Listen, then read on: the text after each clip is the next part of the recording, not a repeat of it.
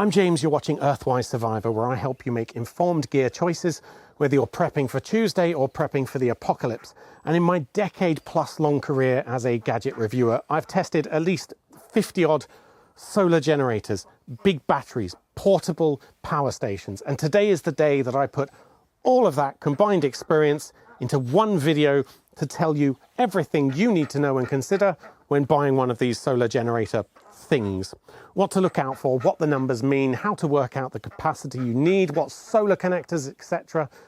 All of the good stuff. The only thing I won't tell you in this video is which one to buy. So this will remain evergreen advice year on year. I might mention specific batteries or brands, but of course any recommendation is going to change over the years. So my aim is not to tell you to buy this one or that one, just to point out specific features I like, or generally what the case is at the moment, and to equip you with the knowledge to evaluate any potential options that you find.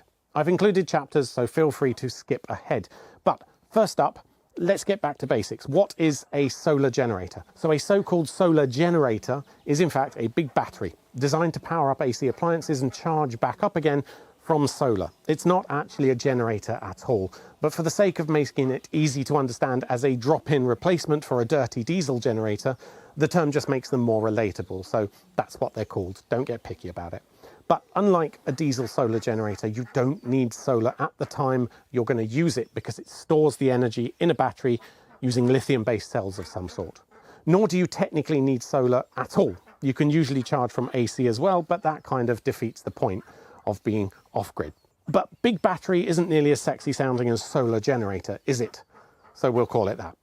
Anyway, let's jump straight in. Things to look out for and factors to consider when looking at solar generators. First up is capacity. So this is the biggest differentiator between devices, and it will make up most of the purchase price. The main question then should be, how big does it need to be? How big do you need? And to work out how much storage you need, you should know how much you're using and how long you need it for. It's a simple calculation, then add about 20% to account for conversion efficiencies. That's power lost when converting from the battery to AC, etc. For instance, and this calculation only works if you're drawing a constant power, not if it fluctuates a lot like a fridge might. But a device that needs 30 watts, such as a CPAP machine running for 8 hours, will use 8 times 30 watts, so 240 watt hours. That's the unit of total power, a watt hour. So watts is how much power it draws constantly, like a flow rate of a tap, and watt hour is the total amount of power it will draw over a set amount of time, or a total capacity that can be drawn down from. To keep that CPAP, that 30 watt CPAP on all night, I would recommend no less than 300 watt hours of storage. On the other end of the spectrum, easier numbers, running a 1 kilowatt rated or 1000 watt electric heater continuously is going to require 1 kilowatt hour every hour. So running that for 3 hours would need 3 kilowatt hours or 3000 watt hours of storage, which is pushing it a bit for single portable consumer solar generators like these. At that point, you would likely need to look at expansion batteries too, or lower your expectations more likely.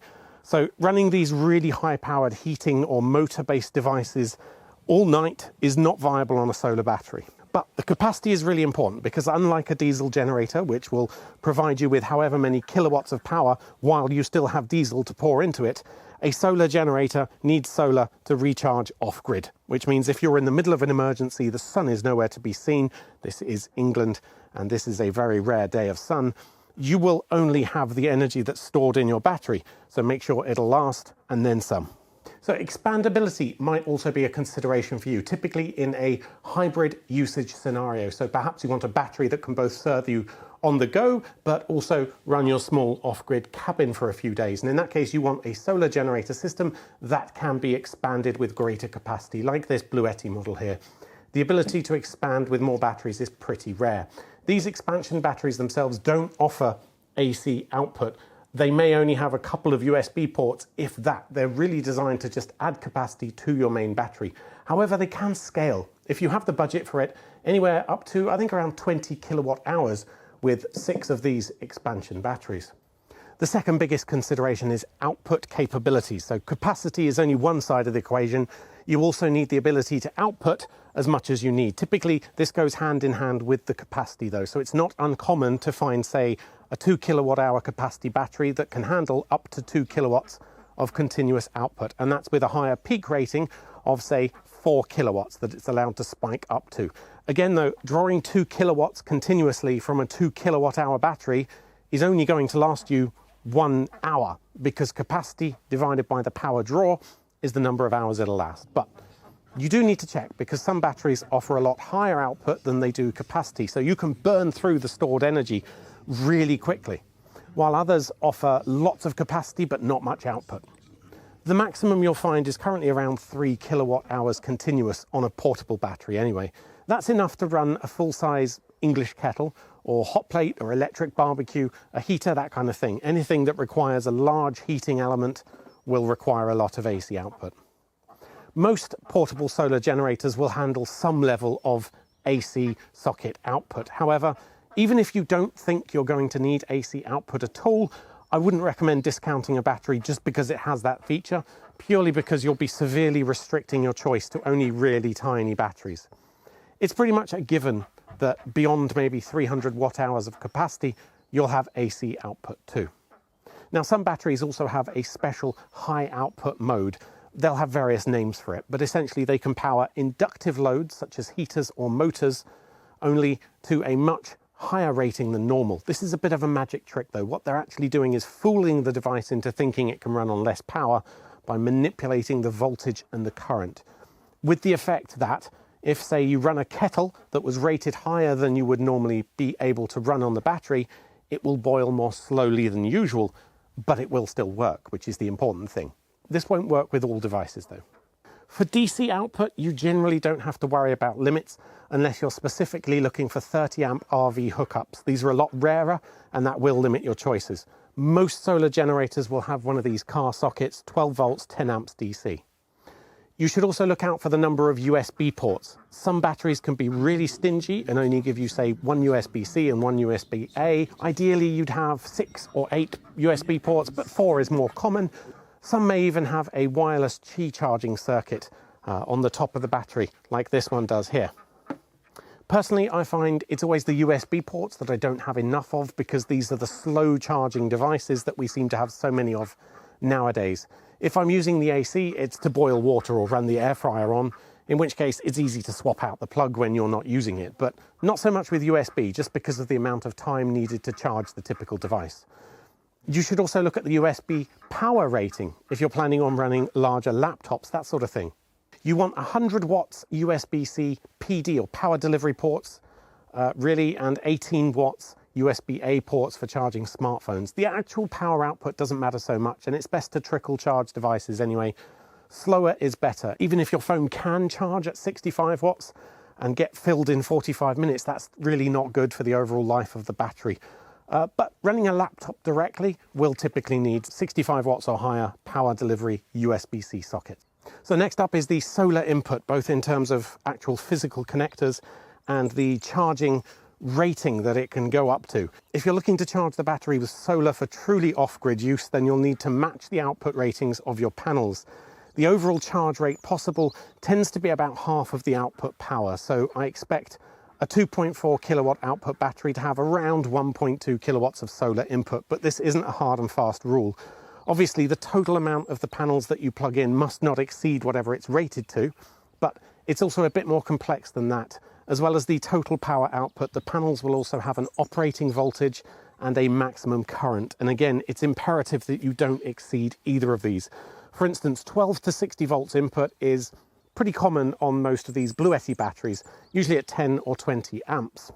So this large panel here is 48 volts and 10 amps max is fine, as is these smaller panels that use sort of 20 volts. Other batteries, however, can have a much more restrictive input, like 12 to 24 volts, which you will need to check if you plan on using it with larger static panels like this. They may not be compatible.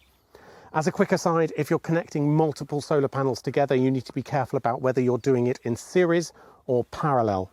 A series connection is where the positive of one panel goes into the negative of another, and it's wired in a chain, so it becomes a big loop with your battery. This will multiply the voltage by however many panels you have in this case.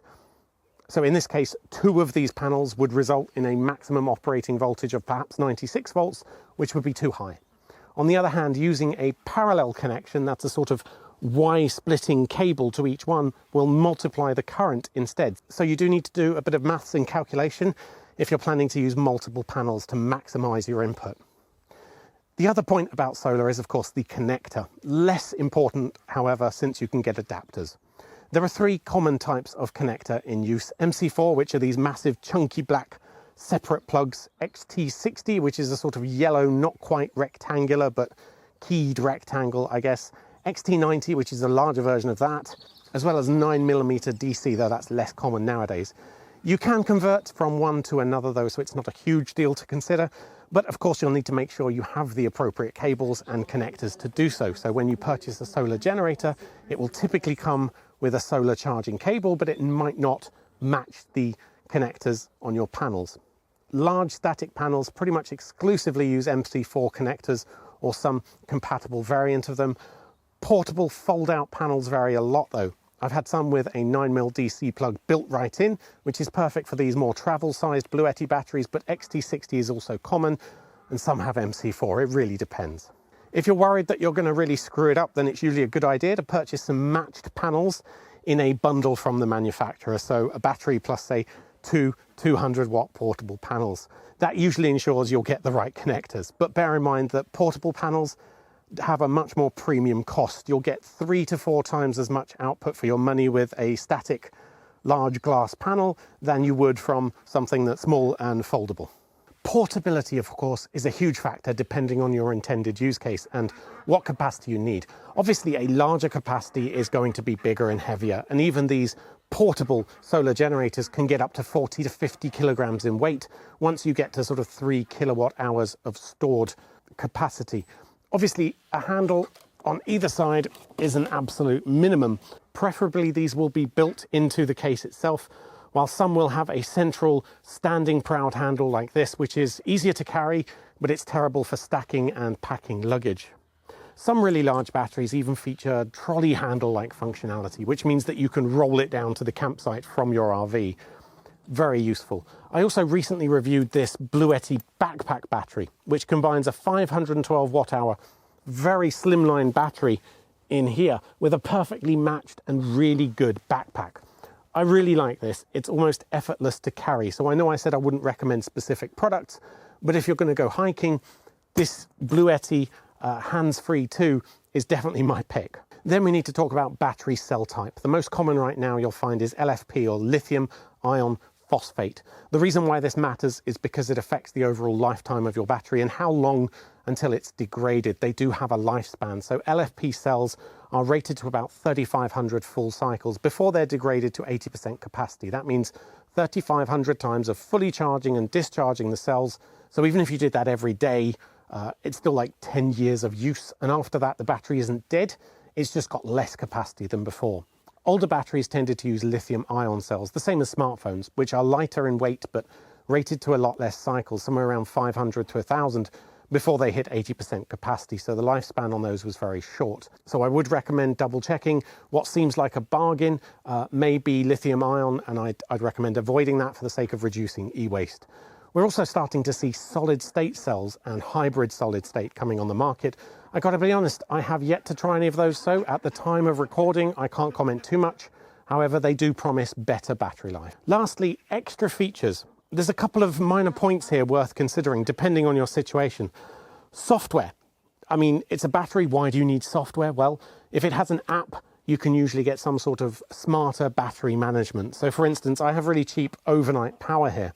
So if I want to charge the battery full and use it as an uninterruptible power supply type cheap power during the day thing, then I can schedule the AC charging to be overnight to refill it, and then supplemented as well by some solar in the day if possible. The same thing as my Tesla house battery can do. Other than that, remote control features from the app, can't say I've ever seen a need for those, but it is possible. That's something that might be useful for you.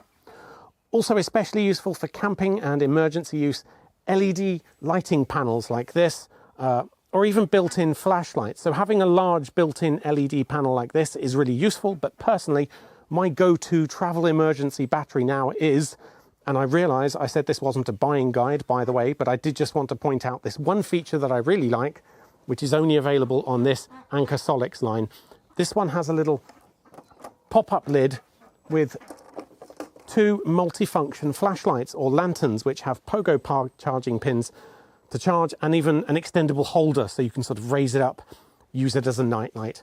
I take this battery everywhere, but again, this isn't a buying guide. I'm not recommending this for any reason other than just to say there are these little extra features that you're going to find on some batteries and might make them better suited to your needs.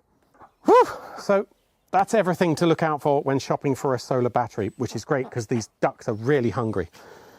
Hit me up in the comments if you think I missed something. Again, I didn't want to recommend specific models today, just give you a sort of broad overview of the market and what you need to consider, what factors I look for when evaluating a battery. If you appreciated this video, I would love it if you could hit like and consider subscribing to Earthwise Survivor for more collapse-aware but eco-conscious gadget reviews and a little of what we get up to on our homestead here in Cornwall. Until next time, stay safe.